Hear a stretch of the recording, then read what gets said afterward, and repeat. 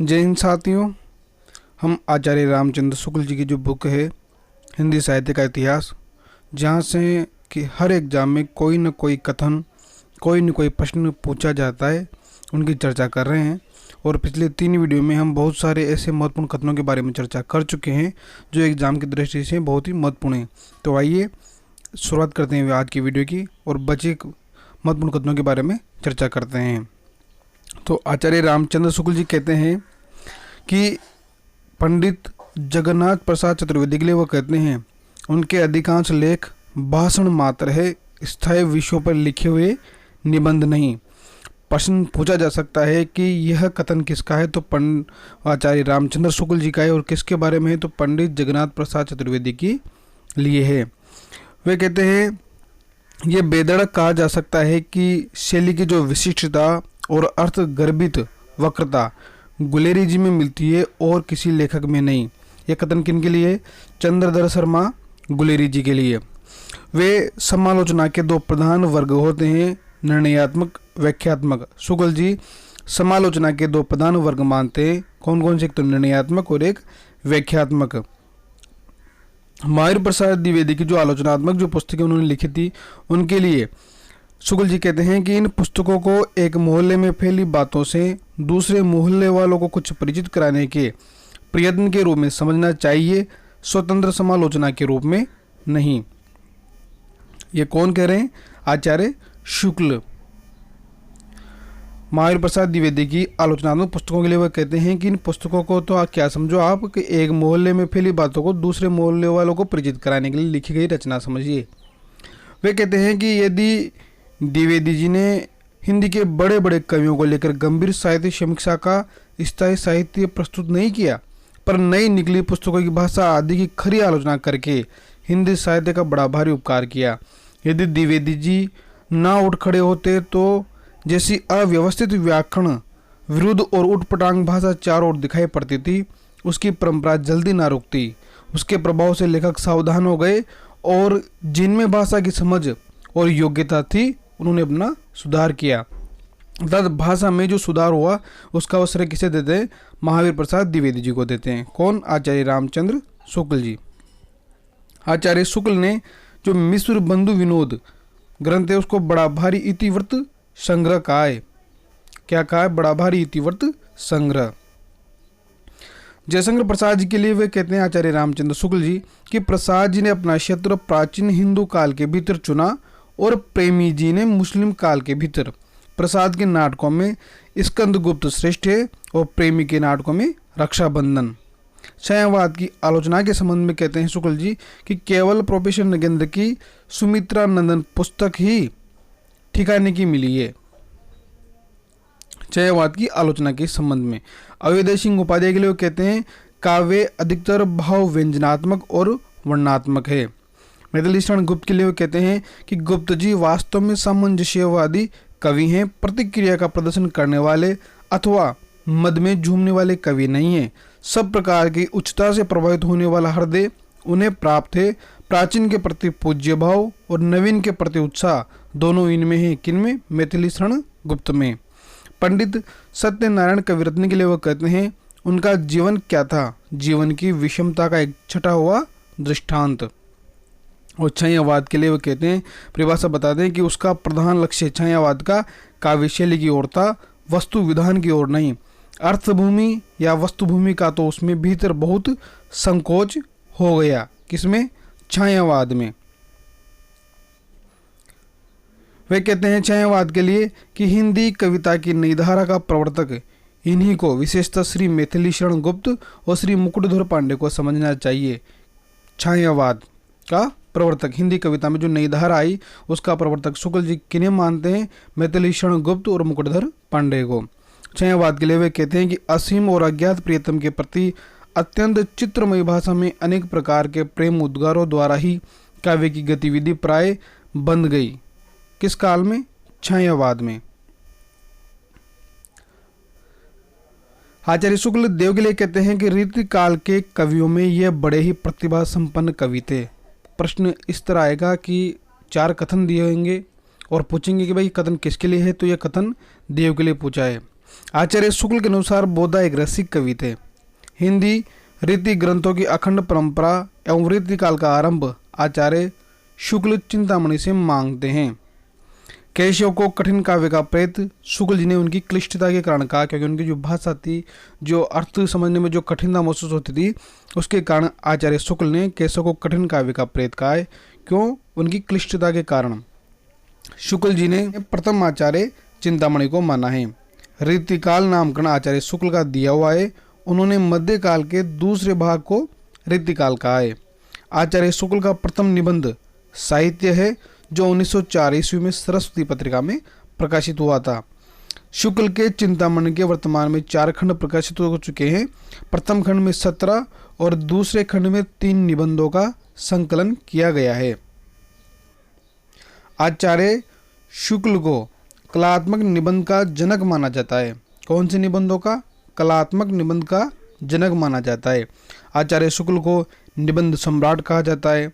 आचार्य शुक्ल ने प्रताप नारायण मिश्र और बालकृष्ण भट्ट की तुलना एडिसन और स्टील से की। प्रताप नारायण मिश्र की तो एडिसन से और भट्ट जी की स्टील से की। इनका कवि हृदय कवि का, मस्तिष्क आलोचक का और जीवन अध्यापक का था। आचार्य शुक्ल के लिए कहा गया है कि जो आचार्य शुक्ल का जो हृदय था वह कवि का था, मस्तिष्क एक आलोचक का था और जीवन अध्यापक का था। रामचंद्र शुक्ल को हिंदी का एकमात्र आचार्य घोषित किया। डॉक्टर नामवर सिंह ने आचार्य शुक्ल को हिंदी का एकमात्र आचार्य घोषित किया। डॉक्टर नामवर सिंह ने हिंदी समीक्षा को शास्त्रीय और वैज्ञानिक भूमि पर प्रतिष्ठित करने में शुक्ल जी ने युग परिवर्तन का कार्य किया। उनका यह कार्य हिंदी के इतिहास में सदैव स्मरणीय रहेगा। यह कथन है नंद दुलारे वाजपेयी का शुक्ल जी के लिए। आचार्य भाषा, साहित्य और समाज को एक साथ रखकर मूल्यांकन करने वाले आलोचक माने जाते हैं। आचार्य शुक्ल और रामविलास शर्मा दोनों को क्या भाषा, साहित्य और समाज को एक साथ रखकर मूल्यांकन करने वाले आलोचकों के रूप में जाना जाता है। चिंतामणि और रस मीमांसा शुद्ध चिंतामणि और रस मीमांसा शुक्ल के जो है सैद्धांतिक आलोचना ग्रंथ है। कविता क्या है? काव्य में लोक मंगल की साधना अवस्था, रसात्मक बोध के विविध रूप, काव्य में प्राकृतिक दृश्य, भारतेंदु हरिश्चंद्र, तुलसी का भक्ति मार्ग, मानस की धर्म भूमि, काव्य में रहस्यवाद आदि शुक्ल के अनमोल रत्न माने जाते हैं। जो क्या है? निबंध है। आलोचना का कार्य है किसी साहित्यिक रचना की अच्छी तरह परीक्षा करके उसके रूप, गुण और अर्थव्यवस्था का निर्धारण करना। कौन कह रहे हैं बात? आचार्य शुक्ल कह रहे हैं। आचार्य शुक्ल मनोवैज्ञानिक आलोचना के जनक भी माने जाते हैं। मनोवैज्ञानिक आलोचना के जनक भी माने जाते हैं। आचार्य शुक्ल विचारात्मक निबंधों को सर्वश्रेष्ठ मानते हैं। हिंदी आलोचना को साहित्यिक रूप आचार्य शुक्ल ने प्रदान किया। आचार्य शुक्ल के आदर्श कवि कौन थे? तुलसीदास जी। उन्होंने जितना अधिक महत्व उन्हें दिया तथा जैसा सूक्ष्म विश्लेषण इनके काव्य का किया, वैसा वे अन्य किसी कवि का नहीं कर पाए। कौन? आचार्य शुक्ल। हिंदी के पुराने कवियों को समालोचना के लिए सामने लाकर मिश्र बंधुओं ने बेशक बड़ा जरूरी काम किया। उनकी बातें समालोचना कही जा सकती हैं या नहीं, यह दूसरी बात है।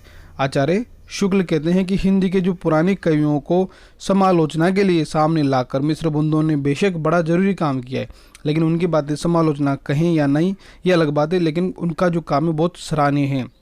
आचार्य हजारी प्रसाद द्विवेदी कहते हैं कि आचार्य रामचंद्र शुक्ल हिंदी का गौरव थे। समीक्षा के क्षेत्र में उनका कोई प्रतिद्वंदी ना उनके जीवन काल में था, न अब कोई उनके समकक्ष आलोचक है। आचार्य शब्द ऐसे ही कर्ता साहित्यकारों के योग्य है। वे कहते हैं, आचार्य प्रसाद द्विवेदी कहते हैं कि भारतीय काव्यालोचन शास्त्र का इतना गंभीर और स्वतंत्र विचारक हिंदी में तो दूसरा हुआ ही नहीं।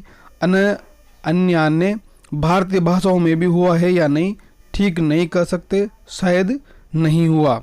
नंद दुलारे वाजपेयी ने कहा है कि आचार्य शुक्ल को हिंदी साहित्य समीक्षा का बालारोण कहा है, नंद दुलारे वाजपेयी ने। और रामविलास शर्मा कहते हैं आचार्य शुक्ल को भवभूति का सम्मान धर्म आचार्य कहा है, रामविलास शर्मा ने। आचार्य शुक्ल को किसका? भवभूति का सम्मान धर्म आचार्य। कौन कह रहे हैं ये बात? रामविलास शर्मा। आज तक की हिंदी समीक्षा में शुक्ल जी आधार स्तंभ, ये कथन है डॉक्टर भगवत स्वरूप मिश्र का। छायावाद को श्रृंगारी कविता आचार्य शुक्ल ने कहा है। आचार्य शुक्ल रसवादी आलोचक भी माने जाते हैं। आचार्य शुक्ल ने रस को हृदय की मुक्तावस्था मानते हैं। वह कहते हैं कि रस क्या है? हृदय की मुक्तावस्था का ही रस है। जिस प्रकार आत्मा की मुक्त अवस्था ज्ञान दशा कहलाती है, उसी प्रकार हृदय की जो मुक्त अवस्था रस दशा कहलाती है। हृदय की इसी मुक्ति की साधना के लिए मनुष्य की वाणी जो शब्द विधान करती है उसे कविता कहते हैं। आचार्य शुक्ल, उनका निबंध एक कविता क्या है से यह कथन लिया गया है। आचार्य शुक्ल कहते हैं कि नाद सौंदर्य से कविता की आयु बढ़ती है। आचार्य शुक्ल छायावाद के निंदक भी माने जाते हैं। आचार्य शुक्ल छायावाद की क्या माने जाते हैं? निंदक भी माने जाते हैं। आचार्य शुक्ल ने जायसी के पद्मावत को हिंदी का श्रेष्ठ प्रबंध काव्य माना है। हिंदी का श्रेष्ठ प्रबंध काव्य जायसी के पद्मावत किसने माना? शुक्ल ने। आचार्य शुक्ल ने भक्ति आंदोलन को, भाई भक्ति आंदोलन किस तरह हिंदुस्तान में आया, तो वो कहते हैं कि पराजित मनोवर्ती का परिणाम और मुस्लिम राज्य की प्रतिष्ठा की प्रतिक्रिया के रूप में भक्ति आंदोलन का जन्म भारत में हुआ। ऐसा कौन? आचार्य शुक्ल मानते हैं। आचार्य शुक्ल के अनुसार रीतिकाल को श्रृंगारकार भी कह सकते हैं। कविता क्या है? काव्य में लोक मंगल की साधनावस्था, साधारणीकरण और व्यक्ति वैचित्र्यवाद आदि निबंध सैद्धांतिक आलोचना के अंतर्गत आते हैं। भारतेंदु हरिश्चंद्र, तुलसी का भक्ति मार्ग, मानस की धर्म भूमि आदि निबंध व्यावहारिक आलोचना के अंतर्गत आते हैं। हिंदी की सैद्धांतिक आलोचना को परिचय और सामान्य विवेचन के धरातल से ऊपर उठाकर गंभीर स्वरूप प्रदान करने का श्रेय शुक्ल जी को ही है, जिन्होंने सैद्धांतिक आलोचना को एक सामान्य धरातल से ऊपर उठाकर एक सर्वश्रेष्ठ रूप प्रदान किया। काव्य में रहस्यवाद निबंध पर इन्हें हिंदुस्तान अकादमी से 500 रुपये का तथा चिंतामणि पर हिंदी साहित्य सम्मेलन प्रयाग द्वारा 1200 रुपये का मंगल प्रसाद पारितोषिक प्राप्त हुआ था। इनको मंगला प्रसाद पारितोषिक प्राप्त हुआ किस पर? चिंतामणि पर। और काव्य में रहस्यवाद पर हिंदुस्तान अकादमी से 500 रुपये का इनको पारितोषिक इनाम प्राप्त हुआ था। शुक्ल ने जोसेफ एडिसन के प्लेजर ऑफ इमेजिनेशन का कल्पना का आनंद नाम से एवं राखालदास बंदोपाध्याय के शशांक उपन्यास का हिंदी में रोचक अनुवाद भी किया था। आचार्य शुक्ल ने। रामचंद्र शुक्ल ने जायसी ग्रंथावली, बुद्ध चरित्र की भूमिका में क्रमशः अवधि तथा ब्रज भाषा का भाषा शास्त्रीय विवेचन करते हुए उनका स्वरूप भी स्पष्ट किया। तो जायसी ग्रंथावली में अवधि का और बुद्ध चरित्र जो उनकी रचना थी, अनुवाद था, उसमें रचना थी उन भाषा ब्रज भाषा का उन्होंने स्वरूप स्पष्ट किया था।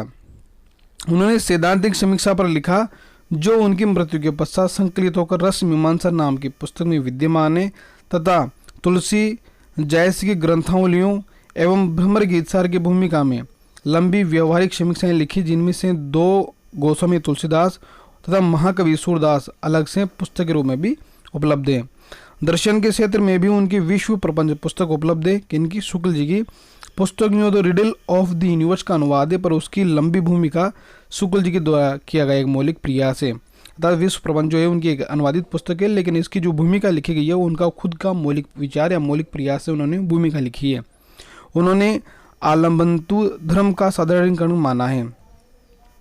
साधारणीकरण किसका? आलम्बन का साधारणीकरण मानते कौन? आचार्य शुक्ल।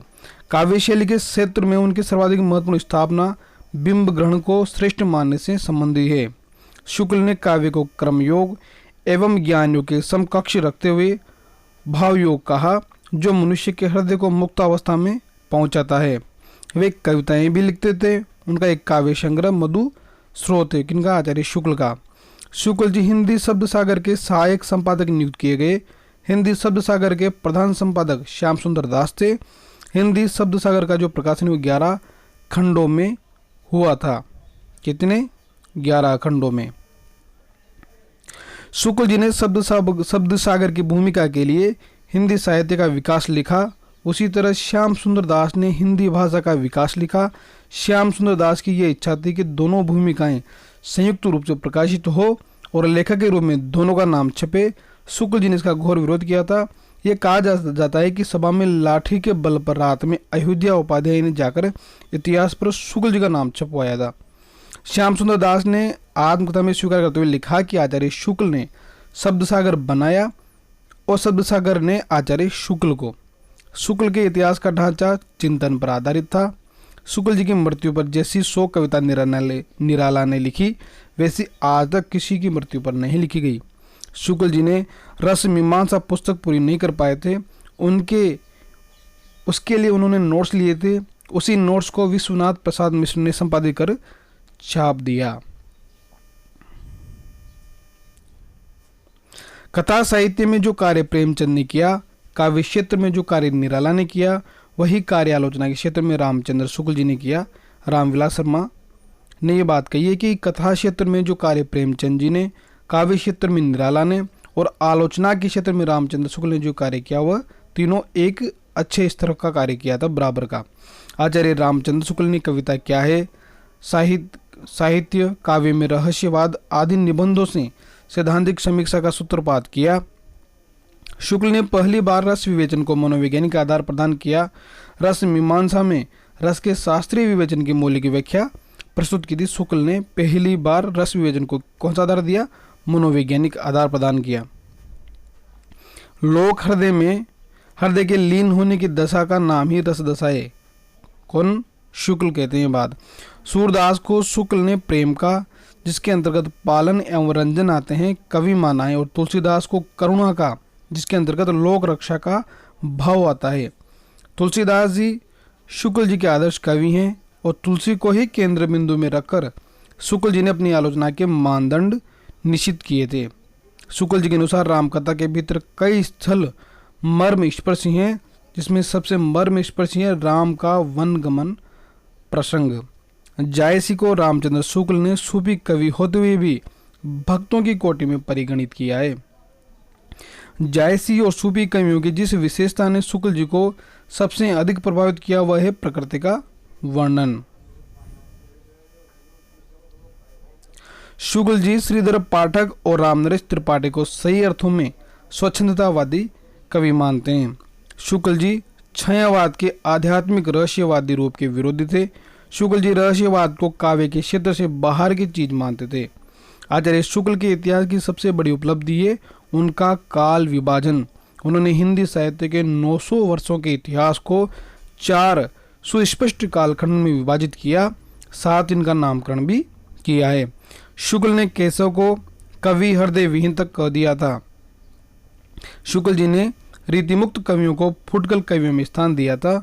हिंदी समीक्षा और आचार्य शुक्ल के लेखक नाम और सिंह है। तो पुस्तक पूछी जा सकती है कि हिंदी समीक्षा और आचार्य शुक्ल जो पुस्तक है उसके लेखक कौन है? तो है नामवर सिंह। आचार्य शुक्ल को हिंदी आलोचना का युग पुरुष कहा जाता है। कविता का उद्देश्य हृदय को लोक सामान्य की भावभूमि पर पहुंचा देना है। शुक्ल प्रत्ययबोध, अनुभूति और वेग युक्त प्रवृत्ति, इन तीनों के गूढ़ संश्लेषण का नाम भाव है शुक्ल। आचार्य शुक्ल ने लिखा है कि भ्रमर गीत का महत्व एक बात से और बढ़ गया है। भक्त शिरोमणि सूर ने इसमें सगुण उपासना का निरूपण बड़े ही मार्मिक ढंग से हृदय की अनुभूति के आधार पर किया है, बल्कि न कि तर्क पद्धति पर। भक्ति के लिए ब्रह्म का